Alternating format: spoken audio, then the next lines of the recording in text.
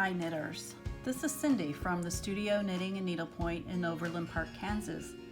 Thanks for joining me today. Today's project is the Tri-Color Cowl by Beth Postian of Black Pearl Design. I love this pattern for a couple reasons. First is it's a 4-stitch repeat, so it's easy to remember. Number 2, it is basically the same stitch on both sides. Number 3, no purling. Number 4, it's reversible. And the 5th reason, it's very rhythmic and therefore soothing and meditative. Let's take a look at the stitch. The repeat is a combination of 3 knit stitches and 1 slip stitch. You will always slip the slip stitch purlwise with the yarn in front. On the right side rows, your pattern will be knit 3, slip 1 all the way to the end, and then you'll end with knit 3. So this would be knit 3 and then slip 1. The second stitch of the knit 3 should always be this linear stitch. It's the slip stitch from the other side. So when we do this row, it'll look like this. Knit 3.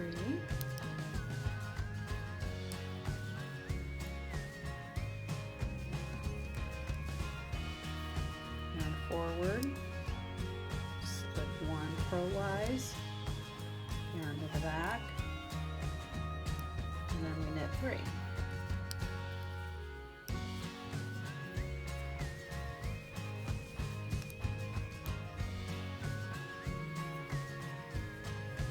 Yarn forward, slip 1 purlwise, yarn to the back, knit 3.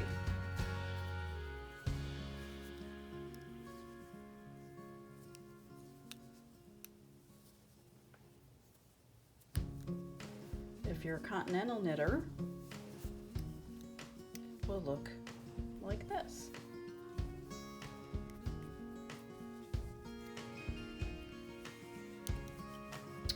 Knit 3, oopsie, pattern.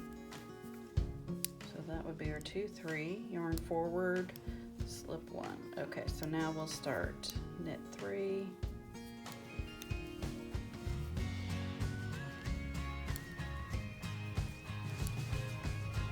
forward, slip 1, yarn to the back, knit 3.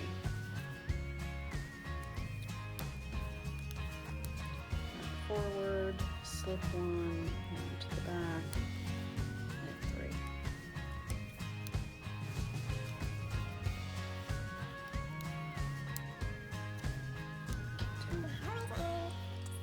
So the wrong side row is very, very similar. Actually, it's still the knit 3, slip 1, but the row's going to start knit 1, yarn forward, slip 1, yarn to the back. Then we'll return to knit 3, yarn forward, slip 1, knit 3,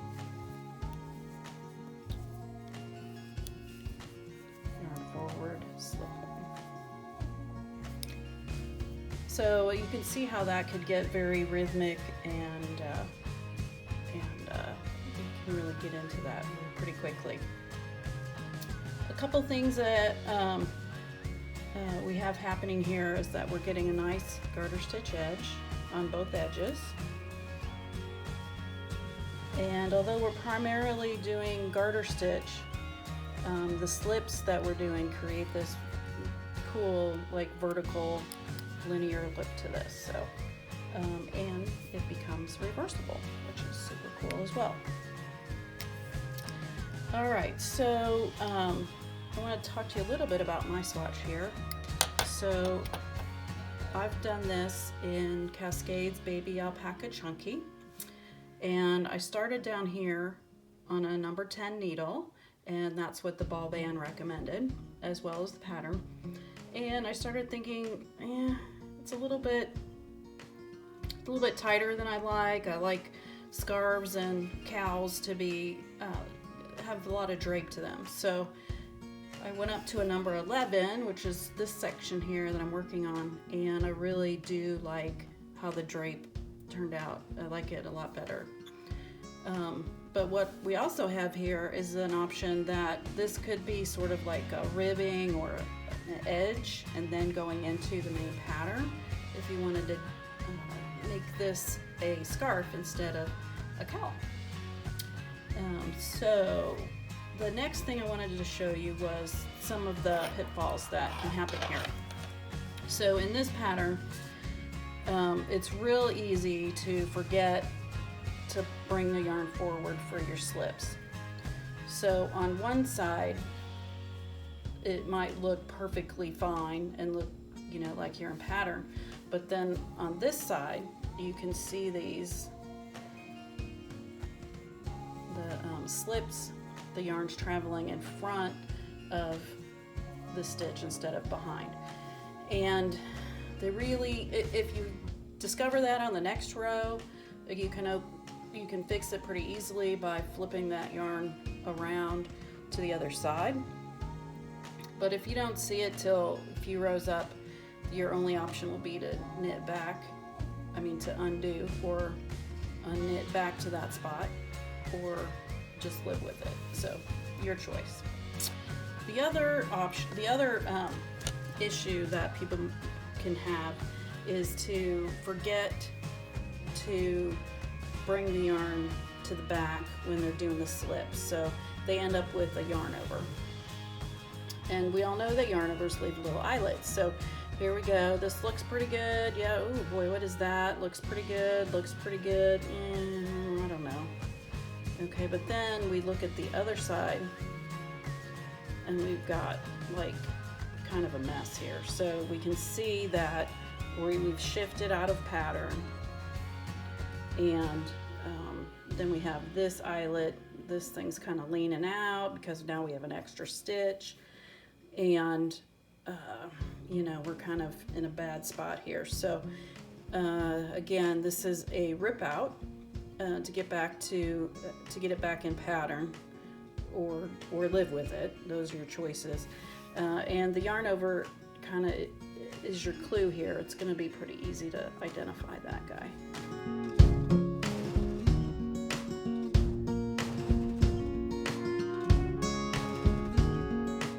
I love how these colors play together.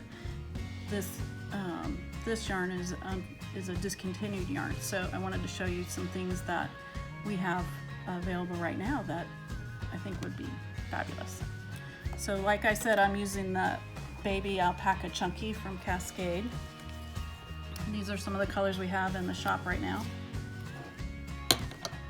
And so we have it's called Timberwolf, and this pesto, and I forgot what the blue one's called, but it's pretty blue.